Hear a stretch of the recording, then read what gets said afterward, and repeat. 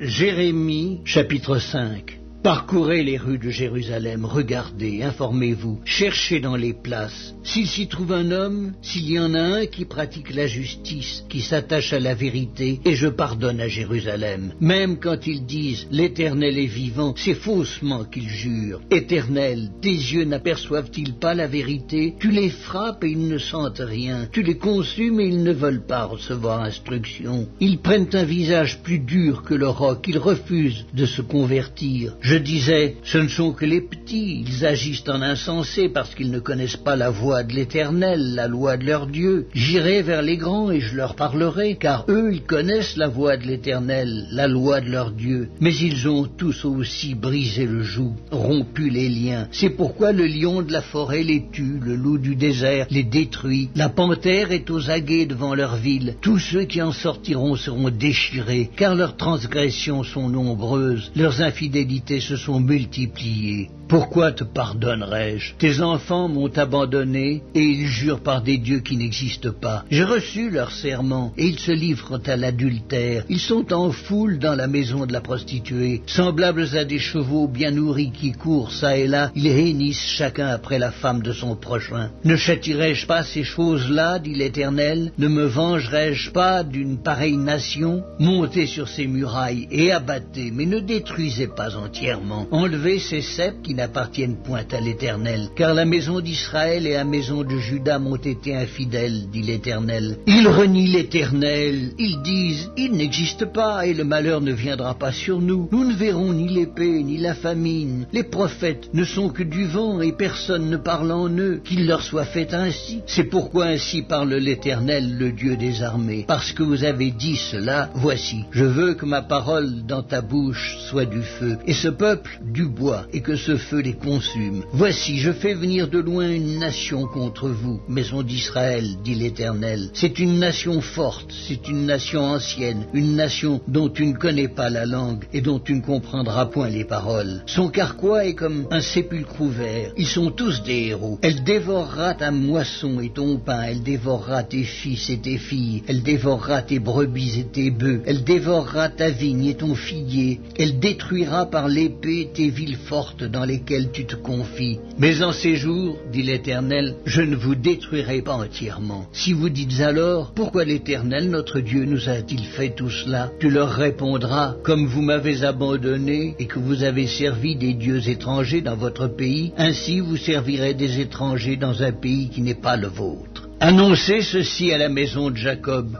publiez-le en Juda et dites, écoutez ceci, peuple insensé qui n'a point de cœur. Ils ont des yeux et ne voient point, ils ont des oreilles et n'entendent point. Ne me craindrez-vous pas, dit l'Éternel, ne tremblerez-vous pas devant moi? C'est moi qui ai donné à la mer le sable pour limite éternelle qu'elle ne doit pas franchir. Ces flots s'agitent, mais ils sont impuissants. Ils mugissent, mais ils ne la franchissent pas. Ce peuple a un cœur indocile et rebelle, ils se révoltent et s'en vont. Ils ne disent pas dans leur cœur, craignons l'Éternel notre Dieu, qui donne la pluie en son temps, la pluie de la première et de l'arrière-saison, et qui nous réserve les semaines destinées à la moisson. C'est à cause de vos iniquités que ces dispensations n'ont pas lieu. Ce sont vos péchés qui vous privent de ces biens. Car il se trouve parmi mon peuple des méchants. Ils épient comme l'oiseleur qui dresse des pièges. Ils tendent des filets et prennent des hommes. Comme une cage est remplie d'oiseaux, leurs maisons sont remplies de fraude. C'est ainsi qu'ils deviennent puissants et riches. Ils s'engraissent, ils sont brillants dans bon point, ils dépassent toute mesure dans le mal. Ils ne défendent pas la cause